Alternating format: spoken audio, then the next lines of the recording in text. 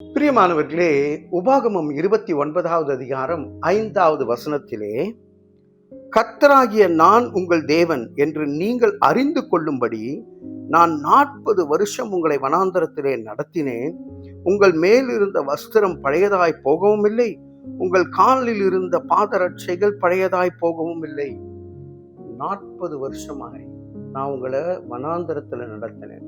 எகிப்திலே இஸ்ரவேல் மக்கள் அடிமைத்தனத்தில் இருந்து மீட்டு வழி நடத்தி வந்த கடவுள், நான் தான் கடவுள் என்பதை நீங்கள் அறிந்து கொள்ளும்படிக்கு உங்கள் உங்கள் வஸ்திரங்கள் 40 வருஷம் பழையதாய் போகவில்லை, உங்கள் காலணிகள் 40 வருஷம் பழையதாய் போகவில்லை, தேய்ந்து போகவில்லை.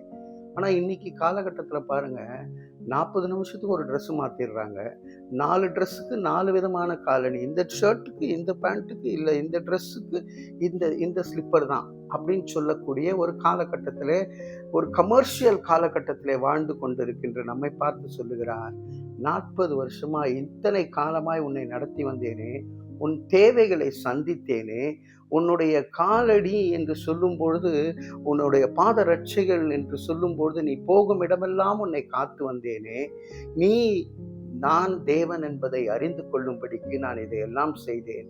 என்னை மறந்து ஏன் நீ துக்கத்திலே இருக்கிறாய்? எண்ணில் அடங்கா ஸ்தோத்திரம் ஆண்டவரே என்று நீ பாட அழைக்கப்பட்டிருக்கின்றோம். தேவா, நான் என்னத்தை செய்வேன் என்று சொல்லி, இன்றைக்கு உங்களுடைய சூழ்நிலையில இந்த காரியத்தை எப்படி யார் சந்திக்க போகிறா, எப்படி சந்திக்க போகிறேன், கடன் வாங்கணுமா, இல்லை யாரிடத்துல போய் கையேந்தி நிற்கணும், இப்படியெல்லாம் நீங்கள் யோசித்து கொண்டு இந்த சூழ்நிலைகளை கண்டு பயந்து கொண்டு இருப்பீர்களே, ஆனால் 40 வருஷமாய் வனாந்தரத்திலே நடத்தி வந்த கடவுள் உங்களை பார்த்து ஆண்டவர் உங்கள் தேவைகளை சந்திப்பார். பிரியமானவர்களே, எனக்கு ஒத்தாசை வரும் பர்வதங்களுக்கு நேராக என் கண்களை ஏறெடுப்பேன். My help comes from there, not from here and there. It only comes from there.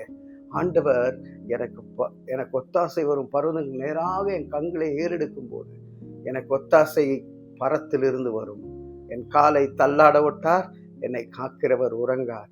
அவர் தூங்குவதும் இல்லை, உறங்குவதும் இல்லை. பிரியமானவர்களே, நம்மை காக்கும்படிக்காக ஆண்டவர் இன்றைக்கும் செயல்பட்டு கொண்டிருக்கின்றார்.